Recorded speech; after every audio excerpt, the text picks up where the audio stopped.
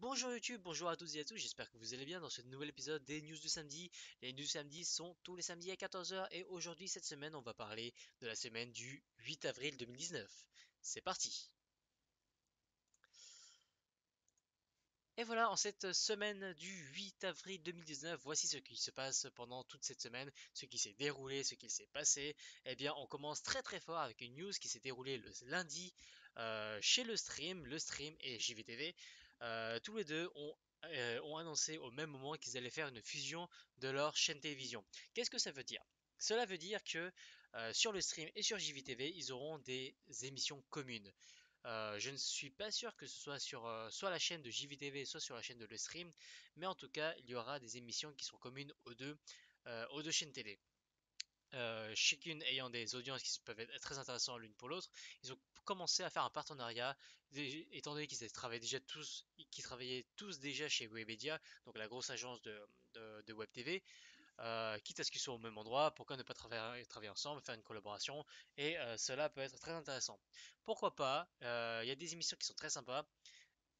Ce que l'on peut remarquer sûrement, étant donné que, bah, en fait, si vous connaissez le planning de le stream et de JVTV, généralement elles sont ouvertes, elles sont allumées tous les jours, tous les jours, généralement du lundi au vendredi, mais aussi le week-end pour d'autres émissions, entre autres de e-sport. Mais généralement, enfin, de ce que je connais, la chaîne Stream est allumée de lundi à vendredi, de midi jusqu'à euh, minuit à peu près, dans les alentours. L'idée serait que sûrement les émissions de streaming en solitaire, par exemple, on parlait de Yann qui streamait en solitaire, de Prince qui streamait en solitaire, de Zankyo, de Maxidan peut-être parfois, même si Maxidan ne fait pas trop, etc. etc. Eh bien, ces créneaux horaires-là de streaming solitaire seraient supprimés, remplacés, annulés et remplacés par des émissions de JVTV qui, eux, auront des émissions un peu plus plateau. À savoir que les web TV comme le stream et JVTV sont plus intéressés pour les émissions en groupe, par exemple le récap, tout ce qui est émission de transfert d'informations, des news de la semaine, etc., etc., comme ce que je fais actuellement.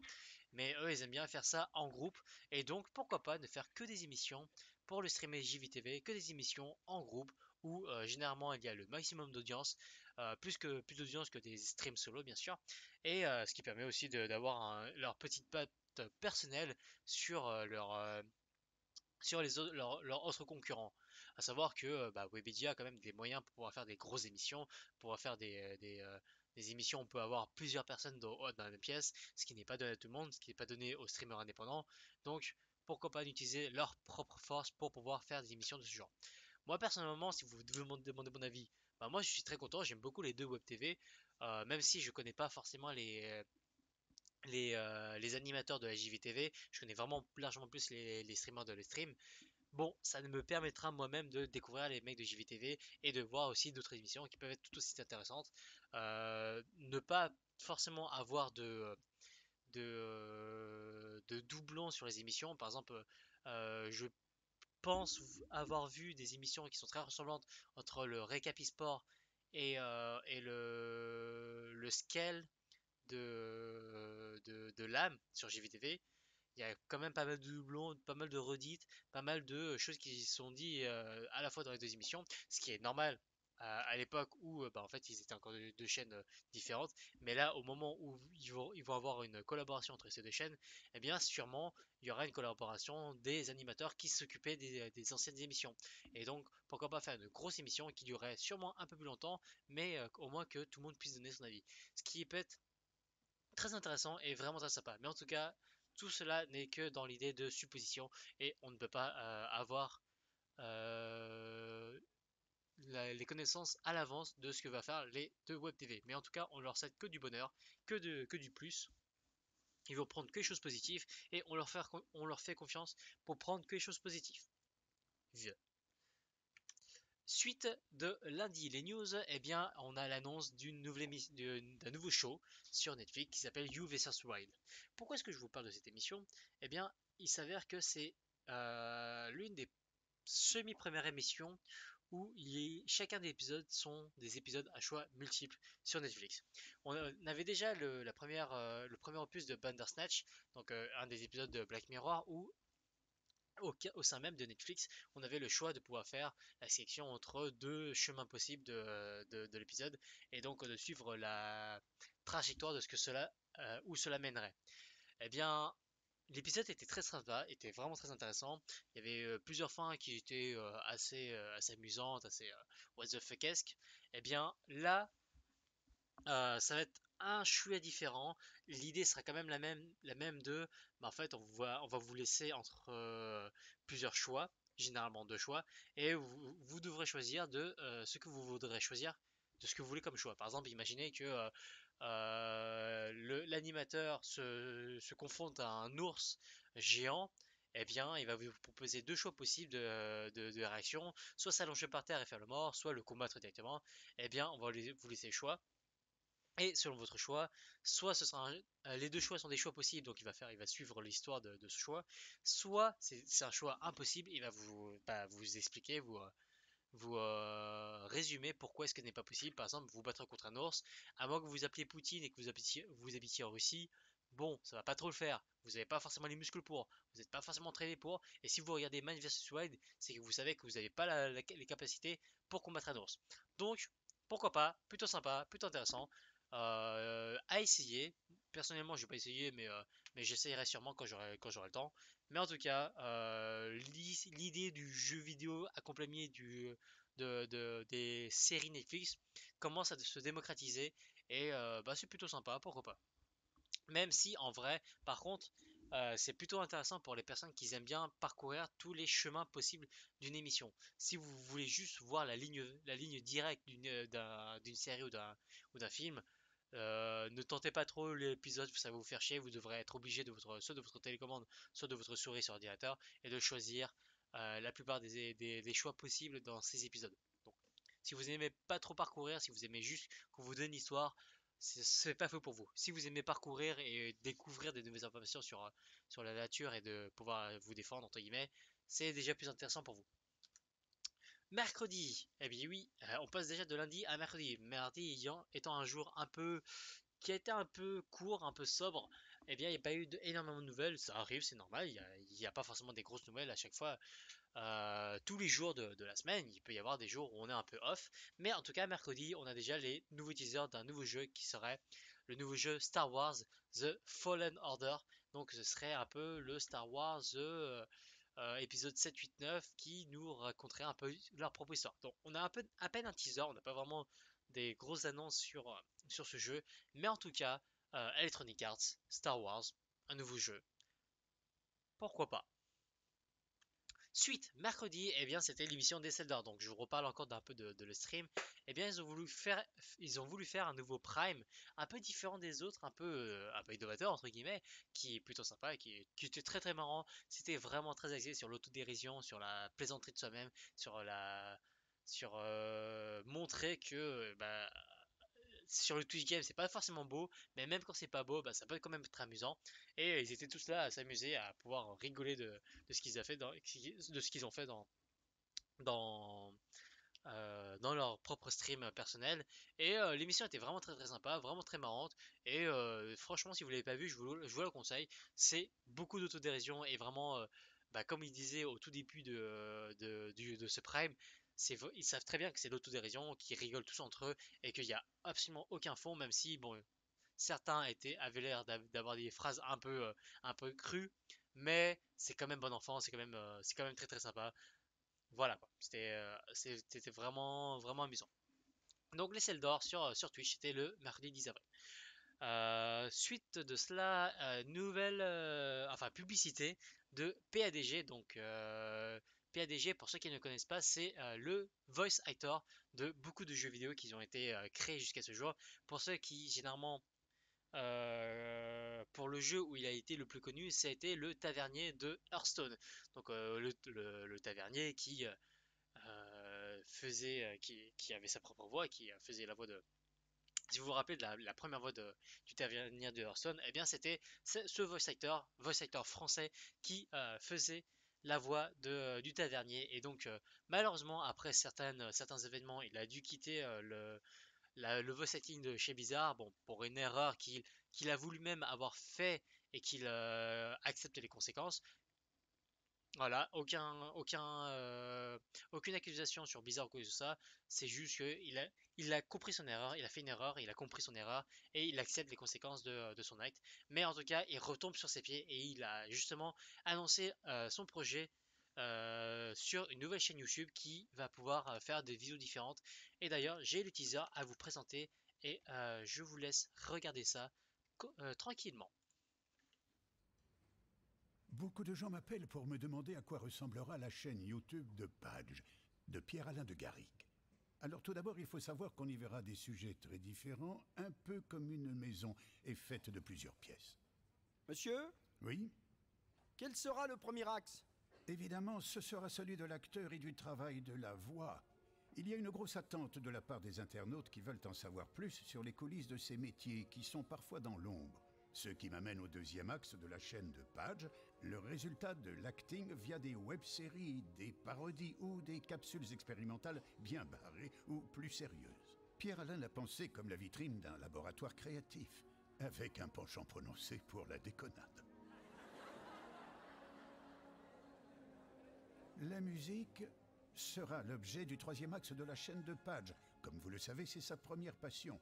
Pierre-Alain a pour objet d'enregistrer son second album. Et dans cet objectif, il postera chaque mois un clip pour illustrer une nouvelle chanson.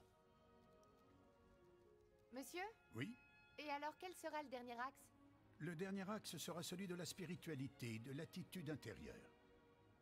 Quand on lui demande comment il fait pour être toujours aussi positif, Pierre-Alain répond, comme le Dalai Lama, je travaille mon jardin intérieur pour voir grandir mon jardin extérieur. Son idée, c'est de partager avec vous des pensées, des réflexions poétiques et philosophiques qui font du bien à l'humain. Pardon, monsieur. Oui, Est-ce que vous pensez que pour lancer sa chaîne, il va changer de look? Il serait bien plus beau avec des cheveux courts et un costume cravate, comme moi. comme vous, dites-vous? Ouais. Franchement, j'en doute.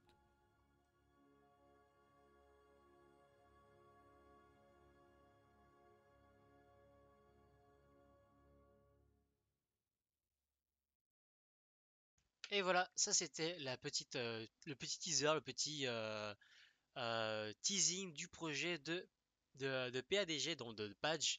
Et donc pour cela, il a créé un petit Ulule, donc des fonds participatifs pour pouvoir créer sa propre chaîne.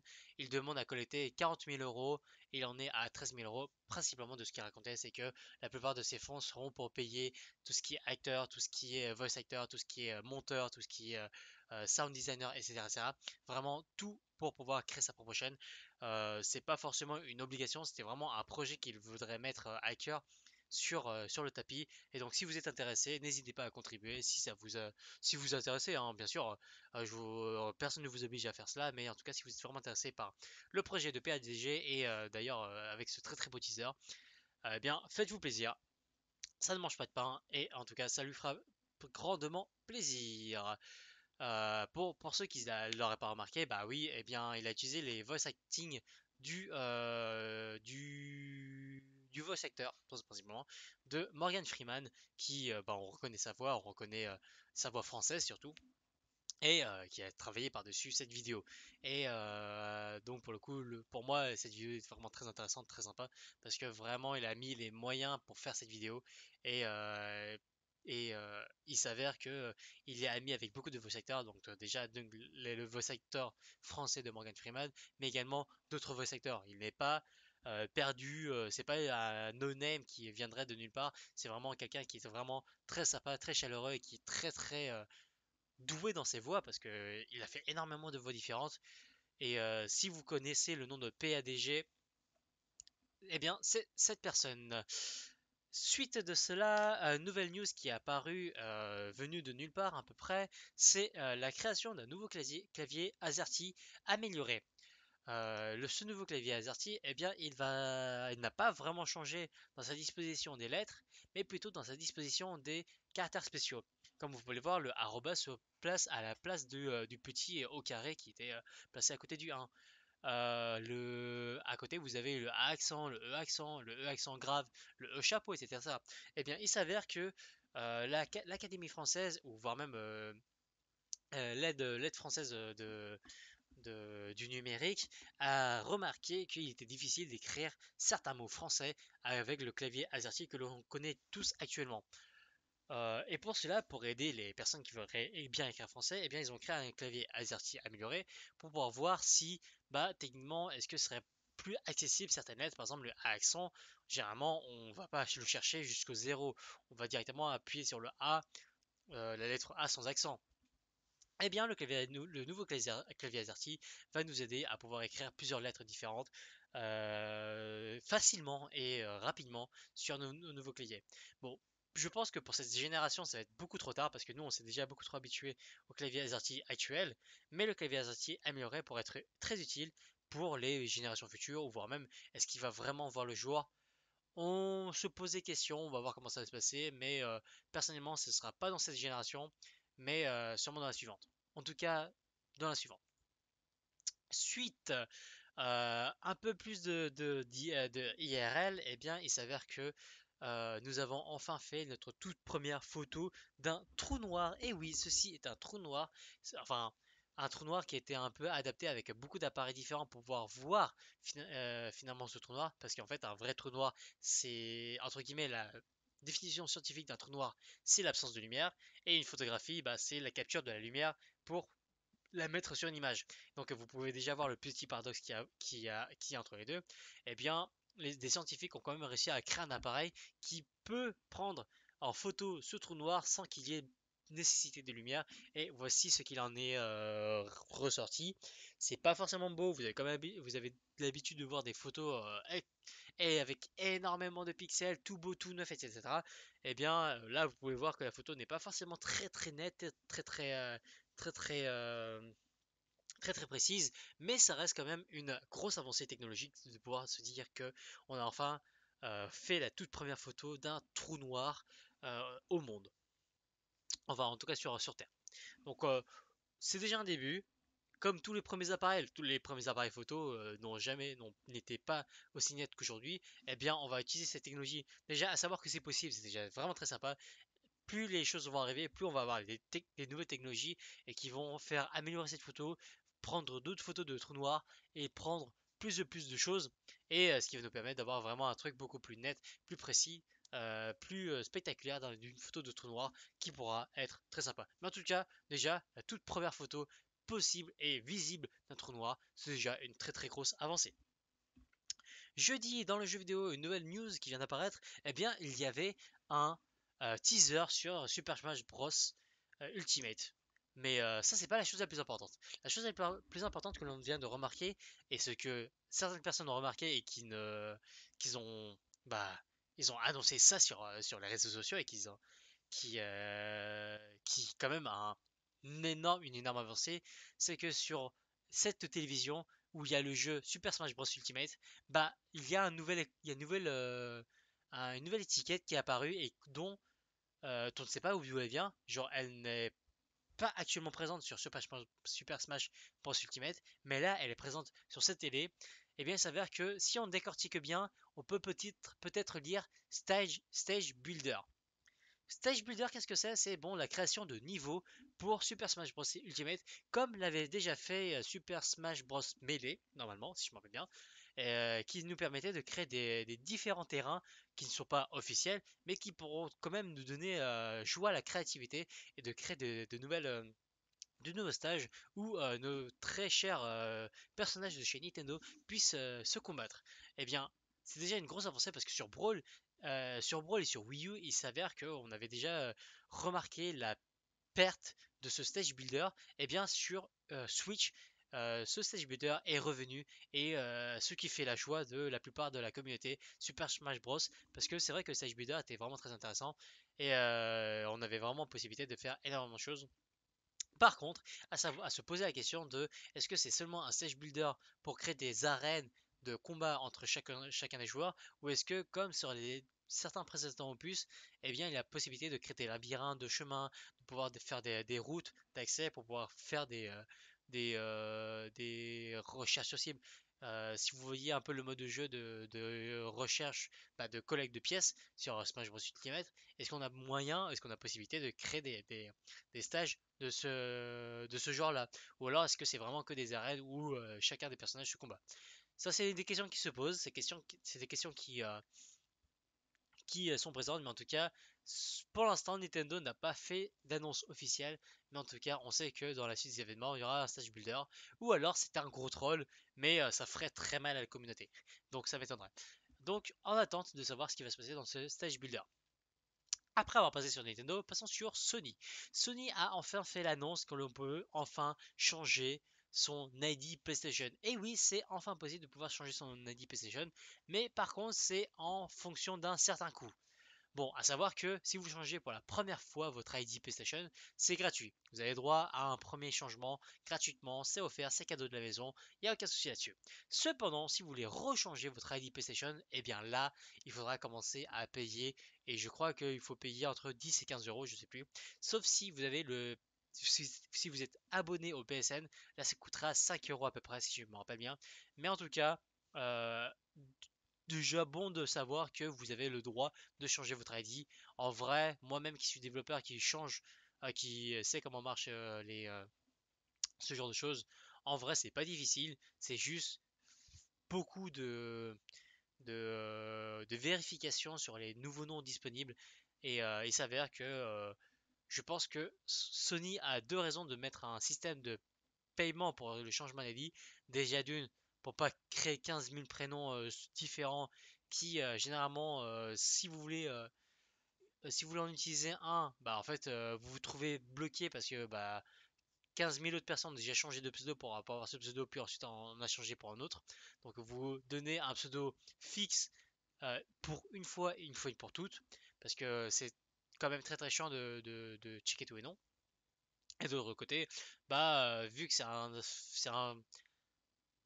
c'est un service qui est rare d'utiliser généralement, si vous l'utilisez, si vous voulez vraiment vous amuser à changer de pseudo tous les 4 matins, payez au moins les serveurs que vous allez sûrement consommer pour faire ce changement de pseudo.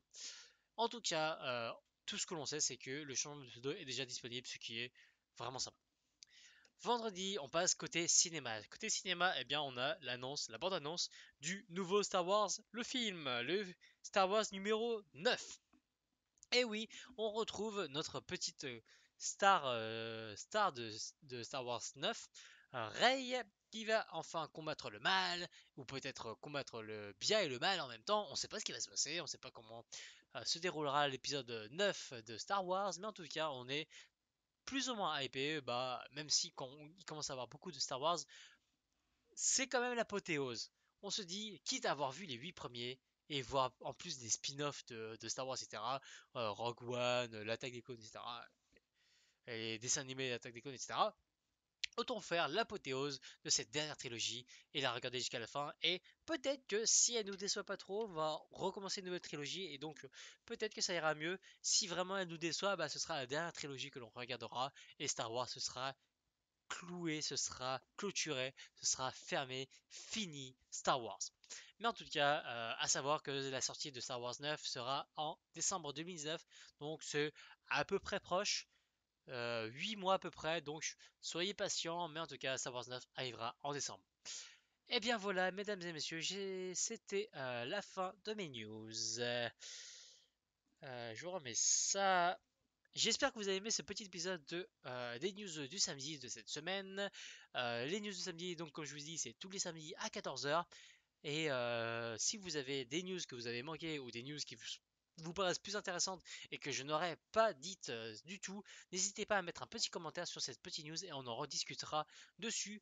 Il y a peut-être une raison pour que je ne l'ai pas mise. Soit je ne l'ai pas vue, soit j'étais pas au courant, soit en fait je la trouvais pas relevant dans ce genre d'émission. Mais en tout cas, si vous avez des news qui sont intéressantes, qui peuvent être considérées comme plutôt sympas à connaître dans l'univers de l'informatique, eh bien, n'hésitez pas, mettez tout en commentaire et on en discutera en tout cas. À l'inverse, si vous avez aimé cette vidéo et si vous voulez si vous voulez que je continue à faire ce genre de vidéo, n'hésitez pas à mettre un petit pouce bleu et mettre un petit message, un petit message sympa pour dire que vous avez aimé. Voilà, on se quitte là-dessus. Un petit peu de douceur, un petit peu de vérité, un petit peu de beauté dans ce monde. Allez-y, à la semaine prochaine, dans les prochaines news de samedi. Au revoir.